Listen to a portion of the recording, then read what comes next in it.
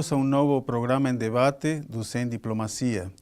No programa anterior, nós discutimos a participação ou não das Forças Armadas no combate ao crime organizado. Tendo em vista a incidência do crime organizado tanto nas preocupações cotidianas da população, como na mídia, assim como no debate político, e dentro da percepção de que as polícias não estão conseguindo dar conta dos desafios colocados por esse tipo de ameaça, alguns setores defendiam que deveriam ser convocadas as Forças Armadas. Neste programa, nós vamos discutir a dimensão internacional do crime organizado.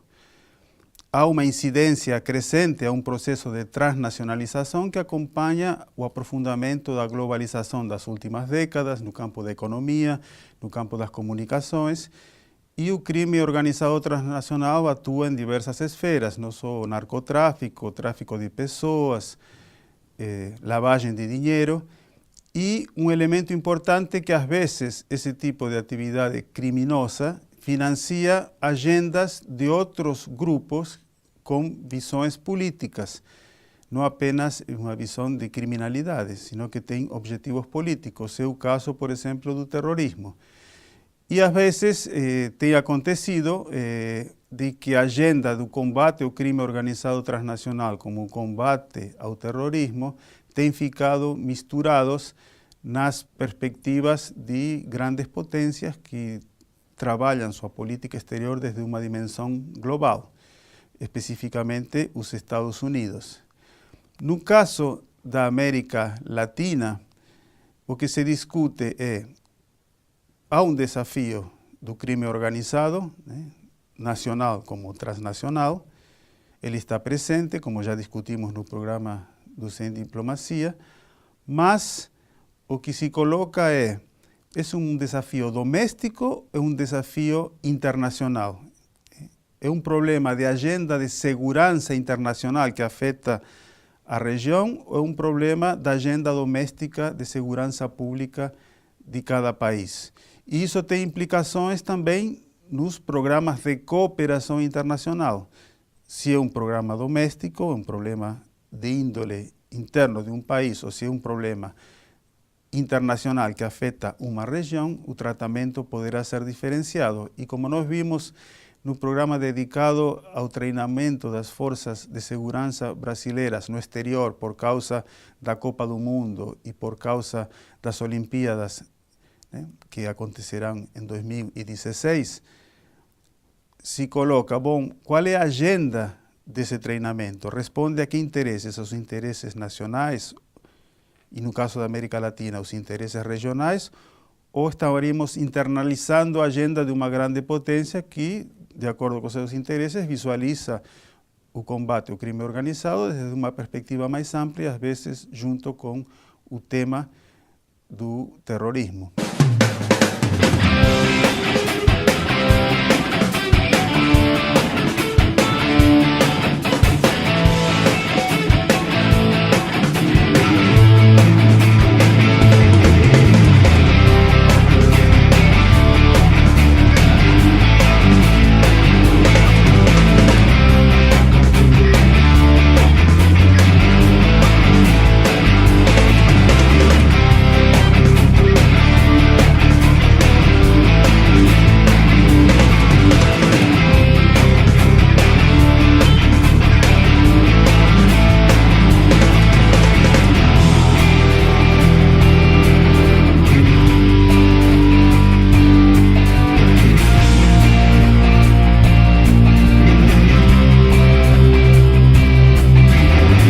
Para discutir esses temas, convidamos dois especialistas no assunto. O professor Paulo José dos Reis Pereira, do Departamento de Política da Pontifícia Universidade Católica de São Paulo e do Programa Santiago Dantas de Relações Internacionais da Unesp, Unicamp e PUC São Paulo, que vai nos trazer a visão daqueles setores que veem o tema do crime organizado como um desafio de segurança internacional da América Latina. A seguir, o colega Paulo Mortari Araújo Correia, que faz mestrado no Programa de Relações Internacionais da Unesp, Unicamp e PUC São Paulo e participa do projeto do IEI sobre extraterritorialidades, soberanias e fontes de conflitos da América Latina, nos trará a visão dos setores que visualizam que não, que esse é um problema doméstico. Passo então a palavra para o professor Paulo Pereira. Muito obrigado pela sua participação. Tá ótimo. Obrigado a você, Ayerbe. Bem, a perspectiva conservadora avalia que o crime organizado ele é atualmente transnacional, ou seja, ele atravessa as fronteiras na prática das suas atividades ilícitas, né? E essa é uma concepção que, eu diria, prevalece na imensa maioria dos países hoje em dia e também nas organizações internacionais. Ela teve um incentivo muito grande pelos Estados Unidos ao longo da década de 90, né? E foi encampado também pela ONU, eu diria, desde o começo dos anos 2000, quando ocorreu a Convenção contra o Crime Organizado Transnacional. Quer dizer, nesse momento, nós podemos dizer que essa convenção, que foi assinada e, enfim, ratificada depois pelos países, pela imensa maioria dos países ao redor do mundo, ela se tornou o grande parâmetro, né, para o desenvolvimento do combate ao crime transnacional, tanto a sua identificação quanto o seu combate, né? Por essa perspectiva conservadora, o crime organizado, agora transnacional, né, não mais só doméstico, mas que atravessa as fronteiras, ele seria uma ameaça à economia internacional lícita, né, ou seja, economia internacional legal, ao Estado de Direito e à soberania dos países também, principalmente os países em desenvolvimento, com destaque aí para a China, que tem um problema de criminalidade organizada de grandes proporções, e também a Rússia, né? E, por fim, uma ameaça aos próprios cidadãos dos países ao redor do mundo, com destaque para violência urbana. Quer dizer, o crime organizado seria grande responsável pela violência urbana. E aí acho que vale a pena destacar, fazer duas observações em relação a isso, né? Uma primeira é que essa ameaça ela é avaliada como uma ameaça de grandes proporções, na medida em que os grupos criminosos eles utilizam estados que, enfim, têm fragilidades institucionais, têm capacidade, né, capacidades variadas de impor a lei nos seus territórios, né, ou então quando os estados são coniventes com esses grupos, quer dizer, dão guarida, né, dão proteção, ou dão proteção ou pelo menos não investem contra esses grupos de maneira deliberada. Então, nesses casos, as ameaças são de grande proporção, né? Isso é a avaliação conservadora. E uma outra observação que você fez referência diz respeito também a quando o crime organizado é avaliado em conexão com o terrorismo. Isso ganhou uma importância já desde o final da década de 90, quando os Estados Unidos estabeleceu uma relação entre os grupos de tráfico de drogas na América Latina com as Farc, né? E depois isso ganhou uma expressão muito maior depois dos atentados de 11 de setembro de 2001, né? Quando efetivamente, vamos dizer, a ameaça terrorista internacional, né, na visão conservadora, ganhou uma expressão, enfim, enorme, e com isso houve uma preocupação de que o crime organizado pudesse auxiliar esses grupos para a prática das suas ações violentas, né? Bom, basicamente essa ameaça internacional ela teve um crescimento, vamos dizer, ela foi impulsionada, nós podemos dizer, desde a década de 80, de maneira mais objetiva, por conta, eu diria, 4 aspectos. O aumento do número de indivíduos que passaram a se envolver com as práticas ilegais ao redor do mundo, a importância crescente dos grupos criminosos em praticamente todos os continentes, né? E eu diria mais 2 aspectos. A diversidade das práticas ilegais, né, que começaram a ocorrer. Então, não só, vamos dizer, as 3 grandes referências de atividades ilegais, que seriam o tráfico de drogas, armas e pessoas, que têm uma repercussão em termos de lucro, né, para os grupos, que é enorme, né, são as mais importantes, mas você também tem uma série de outras atividades relacionadas ao tráfico de biodiversidade, né, tráfico de artes, enfim. Quer dizer, a gama é enorme. Para a gente ter uma ideia, a própria ONU elencou mais de 18 atividades ilícitas, né, transnacionais que hoje compõem esse universo, né, de práticas ilegais. Então, enfim, e os lucros, né, que estão relacionados a essas práticas também ganharam proporções enormes, né. Eu acho que, de uma maneira geral, o pensamento conservador, então, gira em torno dessas avaliações sobre a criminalidade transnacional e, tendo em conta, não é só para finalizar esse aspecto, tendo em conta esse panorama, né, essa transnacionalidade do crime, a avaliação conservadora entende que o seu combate também deve ser transnacionalizado, né? Ou seja, se o crime é transnacionalizado, também o seu combate deve ser transnacionalizado. Então é por isso que existiu, né, desde os anos 90, e isso continua de uma maneira muito expressiva até os dias de hoje, uma internacionalização da prática das agências de aplicação da lei, né, e também uma tentativa de homogeneização das normas legais que vão dar os parâmetros do que deve ser combatido e como. Muito obrigado, professor Paulo. Muito esclarecedora a sua visão, deixou muito explícita, né, a visão dos setores mais conservadores e também a dimensão do crime organizado, principalmente a partir da visão das Nações Unidas. Vamos para um intervalo e na segunda parte do programa, Paulo Mortari Correia vai nos dar a outra visão, né, que vê que esse é um problema mais de índole doméstico, né?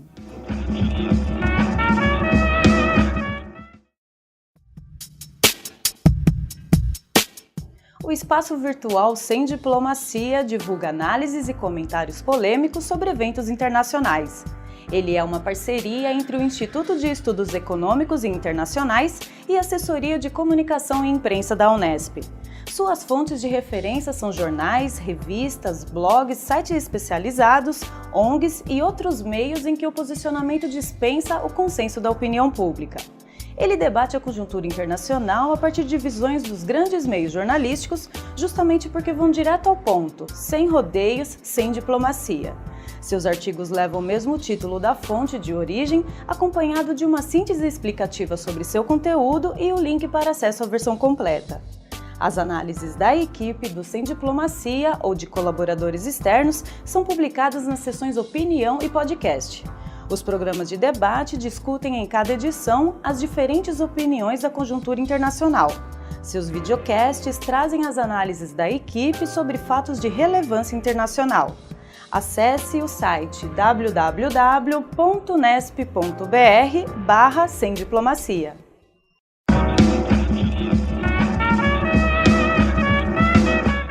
Voltamos nesta segunda parte do programa. Paulo Mortari Correia vai apresentar a outra visão sobre o tema do crime organizado transnacional. Muito obrigado pela sua participação. Primeiramente, agradeço o convite e a oportunidade. Bem, antes de tratar propriamente dessa diferença entre considerar o crime organizado uma ameaça transnacional, uma ameaça regional, ou simplesmente um assunto de violência de âmbito doméstico, eu acho que existe uma diferença que antecede tudo isso, entre a visão conservadora que o professor Paulo apresentou e aquela perspectiva mais crítica, que é justamente a forma como se enxerga o crime.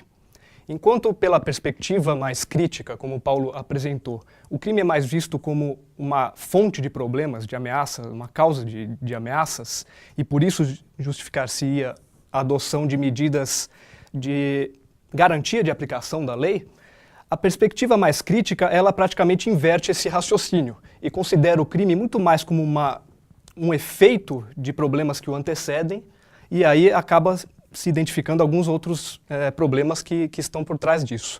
Então, por essa inversão, os problemas que apareceriam antes do crime, ou seja, que favoreceriam o crescimento dessa criminalidade, seria, por exemplo, questões relacionadas ao âmbito socioeconômico, desigualdade social, má distribuição de renda, políticas ineficientes de acesso à saúde, educação, né, bens e serviços públicos, oferta de empregos e aí por diante. E nessa perspectiva, as próprias políticas que são orientadas por um viés mais conservador, políticas já mais orientadas para proibicionismo, políticas de mais repressão, elas mesmas são apontadas também como causadoras da violência.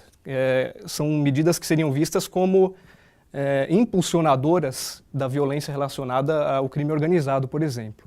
Nesse sentido, essas políticas tanto negariam, ou pelo menos deixariam de segundo plano, as outras raízes da violência, que seriam apontadas por essa perspectiva, como as questões socioeconômicas, como, na verdade, até fomentaria a melhor organização dos grupos do crime organizado e forçaria eles a buscar um grau maior de sofisticação, por exemplo, justamente para oferecer certa resistência a essa perseguição sofrida por eles, né? E um dos exemplos é o que ocorre, por exemplo, em países como El Salvador e Honduras, que nos últimos anos têm adotado políticas muito fortes de combate à criminalidade, direcionados, por exemplo, ao combate a gangues de rua, a grupos engajados no tráfico de drogas. E o que a gente tem visto é que essas políticas não têm conseguido frear os níveis de violência. O caso de Honduras é emblemático. O país, há anos, tem mantido a maior taxa de homicídios por 100 mil habitantes do mundo. São 90 mortes para cada 100 mil habitantes nos últimos anos, frente a uma média mundial de 6. Então é um número muito discrepante e talvez seja um indicativo de que essas políticas não têm dado certo, talvez justamente por não tratar dos outros problemas que antecedem o fator do crime, né? E partindo dessa concepção sobre o crime e até o crime organizado de uma forma geral, passa-se a criticar essa abordagem de considerar o crime como uma ameaça regional, por exemplo, uma ameaça transnacional. Porque aí passa-se a discutir que essa abordagem, essa interpretação, fomenta a adoção de medidas mais repressivas, não só domesticamente, mas no âmbito regional. E essa abordagem pode até favorecer com que estados mais poderosos da região se utilizem desse argumento de ameaça para intervir mais em outros países da região que têm menor poder. E aí garantir os seus próprios interesses nessa região, justamente por essa justificativa. Então, a abordagem crítica parte muito disso, da própria caracterização do crime como uma ameaça. Não é enxergado como uma ameaça à segurança. Existem fatores que antecedem tudo isso. E aí algumas alternativas acabam ganhando valor. Por exemplo, a recente abordagem do Uruguai, com sua política de regulamentação da distribuição, consumo e produção da maconha. Essas iniciativas acabam ganhando um pouco mais de relevância nessa abordagem. Então, a perspectiva mais crítica à abordagem conservadora, ela justamente critica esse aspecto da ameaça. E aí propõe-se outras medidas alternativas. Não necessariamente se alega que esses problemas que nós estamos discutindo são exclusivamente domésticos. É inegável que os países que passam por isso, eles acabam compartilhando certa condição, certa situação de vulnerabilidade com relação a isso. O que se propõe é que a cooperação também poderia ganhar outra forma, que não apenas a cooperação com relação a estratégias de aplicação de lei, políticas mais repressivas. Então é uma busca por alternativas. Então busca-se a cooperação justamente em áreas sociais, em áreas de cooperação até tecnológica e etc. Né? Então basicamente seria essa a proposta talvez mais extrema a essa visão conservadora, que nós aqui estamos chamando de perspectiva crítica. Muito obrigado, Paulo. E de fato nós tivemos no confronto dessas duas visões uma perspectiva de um fenômeno que tem um lado que é a imediatez, né? Ou seja, o crime organizado traz efeitos imediatos. Os principais grupos se organizam internacionalmente, mas sua atuação é doméstica. Os países mais poderosos que têm uma agenda mais global, né, e se envolvem em várias regiões, conseguem, além disso porque têm recursos para isso, criar políticas de âmbito internacional nesse sentido. E de alguma forma tendem a influenciar, quando pensamos no âmbito regional, países mais fracos em termos de sua capacidade estatal para gerar respostas eficientes impondo um pouco a sua agenda, né? Se confronta com essa perspectiva. Tudo bem, tem um lado imediato, né? O estado de alerta, mas e quais são as causas? Ou seja, criminalidade sempre haverá, mas por que a incidência tão grande nos exemplos que ele deu mais drásticos de Honduras, né? Além da repressão, mas por que se chegou a esse nível tão alto, né, de criminalidade? Quais são as fontes disso e como atingir essas fontes de forma estrutural? Então, essas duas visões deixaram muito claro esses dois lados. Do lado mais conservador, uma ênfase quase que exclusiva na repressão e num certo intervencionismo, na medida em que você securitiza como questão internacional, passa a buscar essas políticas de cooperação, mas que, de alguma forma, externalizam agendas de grandes potências. E, por outro lado, como colocou muito bem Paulo Correa, não é que o setor crítico limite o problema a um tema doméstico, mas que a incidência doméstica e as causas estruturais são fundamentais e a cooperação poderia ter um sentido diferenciado do que aquele que está sendo visto mais do lado repressivo, ou seja, tornar as forças de segurança mais eficientes. E o resto, e o anterior. Então, nós passamos agora a uma nova fase do programa em que cada participante apresenta a sua opinião particular sobre o tema. Passo agora a palavra para Paulo Pereira para fazer suas considerações. Acho que quando a gente fala de crime organizado, um principal ponto, acho que devemos partir de um ponto comum, né? Esse ponto comum houve realmente um desenvolvimento enorme, né, do crime transnacional, das atividades ilícitas transnacionais ao longo dos últimos 20, 30 anos. Isso é inegável. O que fortaleceu enormemente, em função dos recursos que elas movimentam, grupos e indivíduos, né, que promovem essas atividades. Então, nesse sentido, eu acho que qualquer uma das avaliações, né, seja crítica, seja conservadora, e essa também eu também parto desse pressuposto, existe um aumento objetivo da criminalidade transnacional. Agora, a interpretação a respeito do que significa esse aumento, como lidar com esse aumento, quais são as formas mais adequadas de se lidar com esse aumento, é aí que eu acho que, enfim, é importante ter um distanciamento da avaliação mais conservadora, né? Eu acho que ela não responde a esses problemas. Bom, primeiro porque a gente tem que ter em conta que, por mais que tenha havido, principalmente por parte dos Estados Unidos, né? Mas não só. A Inglaterra tem tido um papel enorme também no combate ao crime transnacional, encampado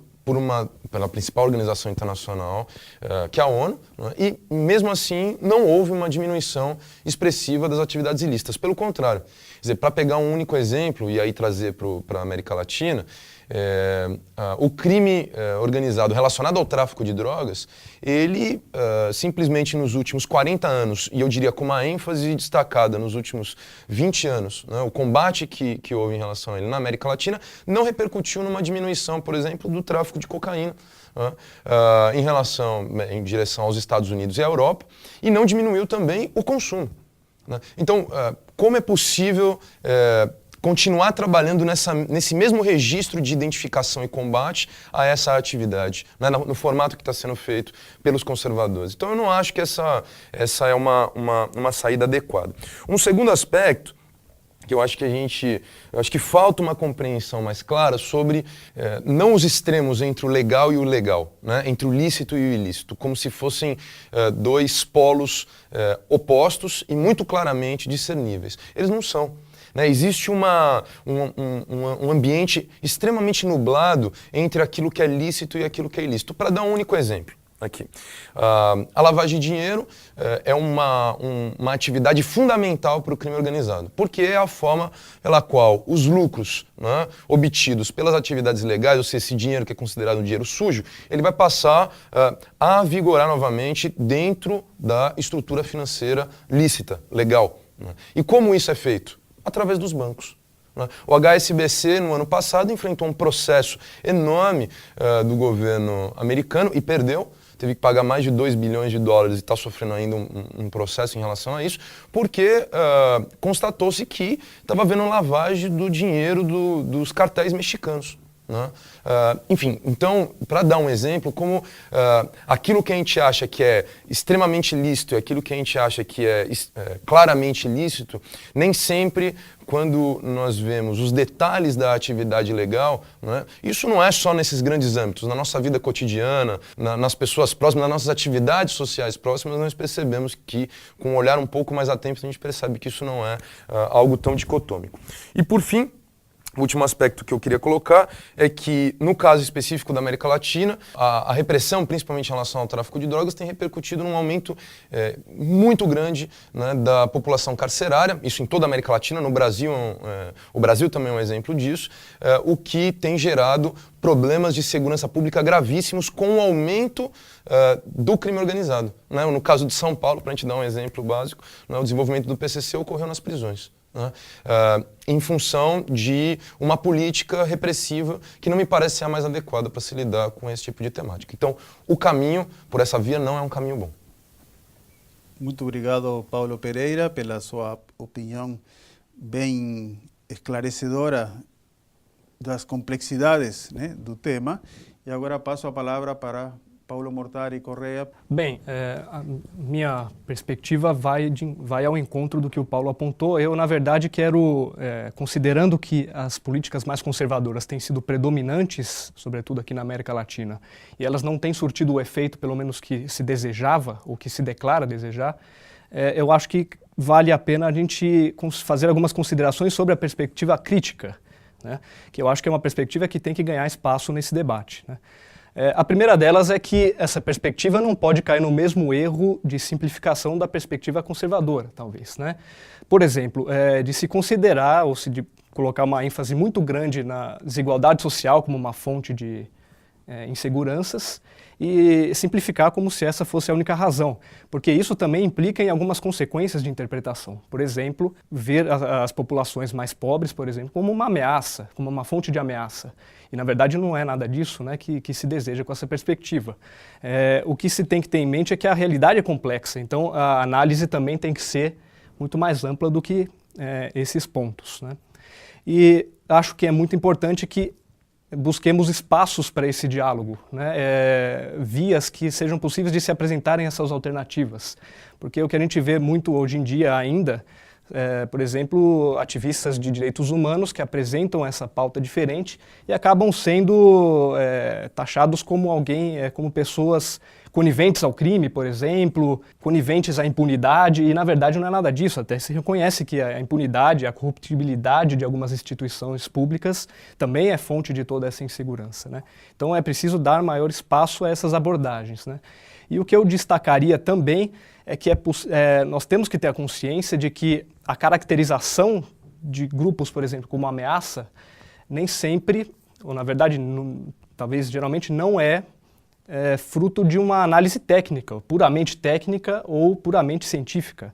Ou seja, há interesses políticos também por trás da caracterização de uma ameaça. Isso nós temos que ter consciência, inclusive para apresentar novas pautas, né? Então existem interesses políticos por trás também dos grupos que definem uma ameaça e defendem essa ameaça para toda a sua sociedade em questão, né? Então eu apresentaria esses pontos. Eu acho que é importante que haja o diálogo, porque é dessa forma que vão surgir as alternativas. Alternativas muito novas estão sendo implementadas e, por serem muito recentes, a gente ainda não sabe do resultado. Nós sabemos que as políticas mais conservadoras não têm surtido o efeito e é necessário as mudanças, né? Então eu acho que o nosso comprometimento tem que ser muito mais com a solução desses problemas, com o diálogo, do que com a visão que nós temos de solução.